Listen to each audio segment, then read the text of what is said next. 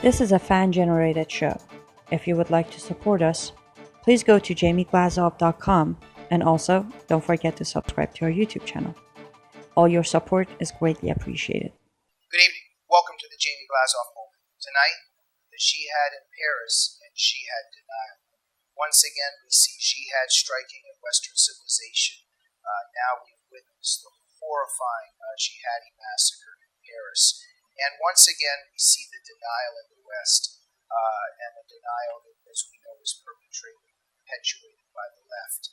I was on social media, for instance, this week, and I go on a few sites, even some acquaintances of mine that are leftists, and I see them posting these pictures and making these statuses of the same way you can't blame Christianity for the Ku Klux Klan, the same way you can't blame Islam for ISIS, and just all these moronic and stupid points, and they're just everywhere. And by the way, just even on that issue, such a distorted camouflage, because in terms of the example that I just used, which is everywhere in social media, there is nothing in the New Testament that a hateful, racist, and KKK can point to, in terms of Jesus' example, or anything in the New Testament where you could justify hatred and violence.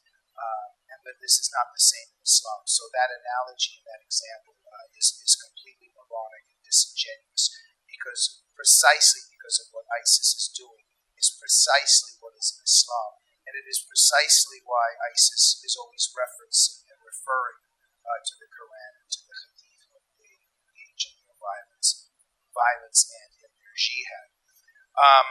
But to move on, we see the denial increasing. We go to the leftist media, and this all of you well know with your leftist acquaintances, and still the denial that's going on even after what happened in Paris, and it's going to continue. I want to focus in on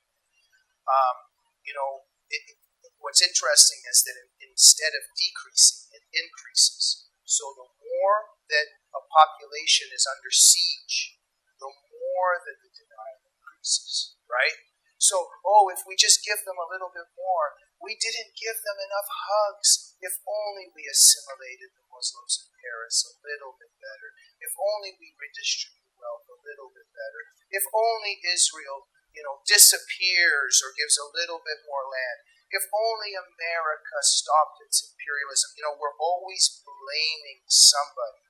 The victim is being blamed, and then there would be this violence by jihad.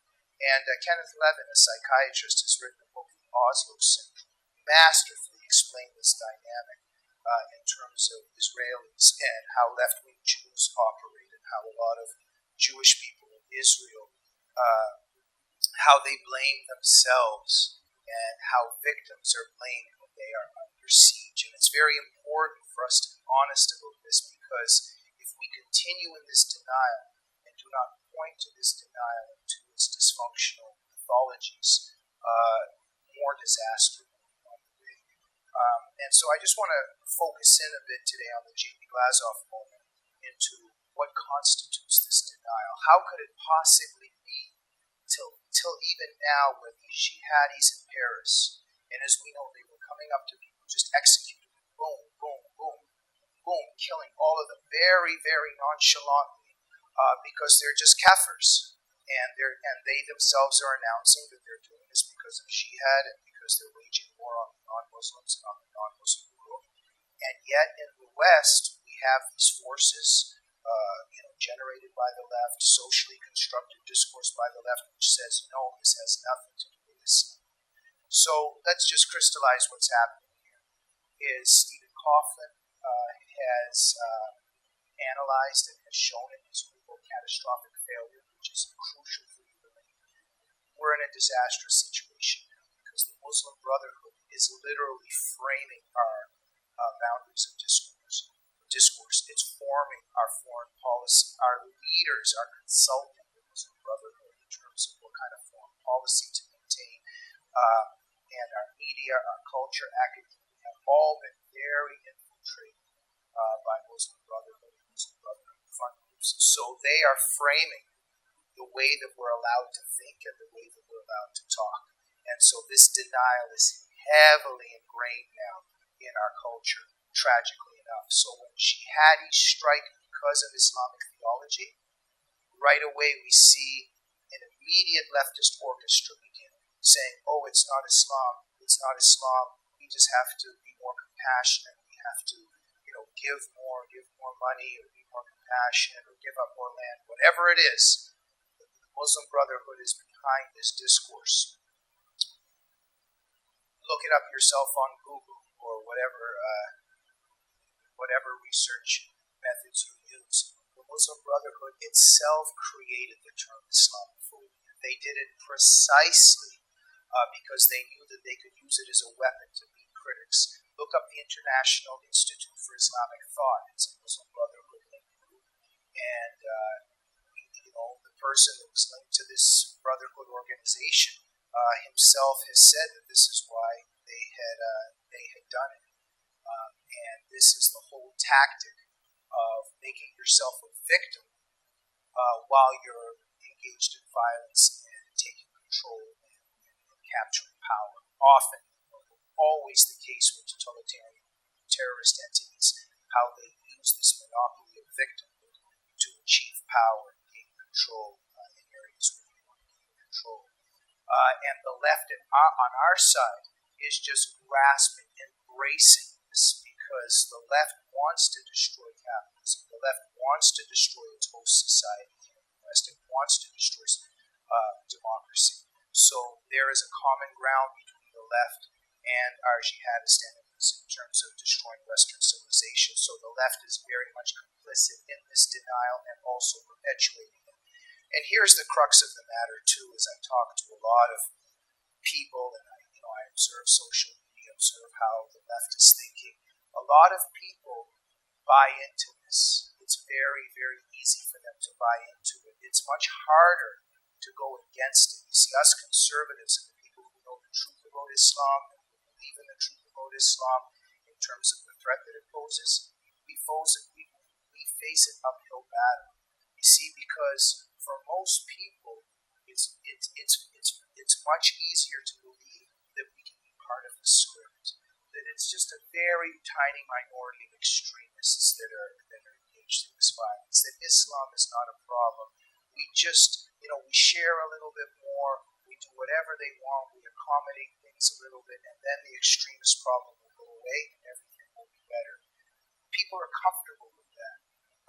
And to face the opposite reality, which is that there is a violent ideology which tens of thousands, hundreds of thousands, perhaps millions of people may follow and perpetuate and perpetrate violence against the West is such a frightening reality that it's very hard for a lot of people to accept that. And my final point, what I want to get to, is that this is ultimately a spiritual problem. This is ultimately a spiritual issue, because in the end, the people who cannot accept the truth about Islam and the threat about Islam in this terror war, this is an issue of the negation of God and of hierarchy, in the sense that God is supreme. And this is part of the leftist ideology, that we can be gods. We can remake the world. We can make a perfect planet. And this is very much ingrained in many humans and human nature, that it is in our power to remake the world and to make a perfect world. And you see, for those people, it's very difficult to accept what Islam really is, because if you accept what Islam really is, then you have to confront the fact that there will be conflict, and that there will be war with evil, and that you can never create a perfect planet where everybody's always in peace, because there's always evil ideologies, always totalitarian impulses in people and systems and faiths which try to imprison and enslave mankind. For many people, this is just very difficult to accept, because it's a God complex, and that's what the left is really all about. It's a narcissistic impulse that you can remake the world and you can create a perfect world. And so we're going against a really, really powerful tide here, and the Muslim Brotherhood's behind it, the left is behind it, and the instinct also in many humans not to accept that salvation ultimately comes from above, from God. ourselves cannot create a perfect world on this planet. Ronald Reagan said it best. He synthesized this in one theme where he said, every generation is one generation away from losing its freedom against tyranny unless it fights on the battlefield and sheds blood. And a generation sheds blood on the battle of freedom, for the battle of freedom. And for a lot of people, this is just a very, very difficult reality to accept. So in the end, the conclusion is the people that say to you, and try to argue with you and say Islam is not behind jihad, what happened in Paris has nothing to do with Islamic jihad and Islamic texts that inspire and sanction jihad. It has no connection. Those are the people that ultimately are going to destroy you and destroy this civilization. We have to fight against that propaganda and speak the truth and understand what motivates the deniers and the liars. We'll see you on the next week, on the next edition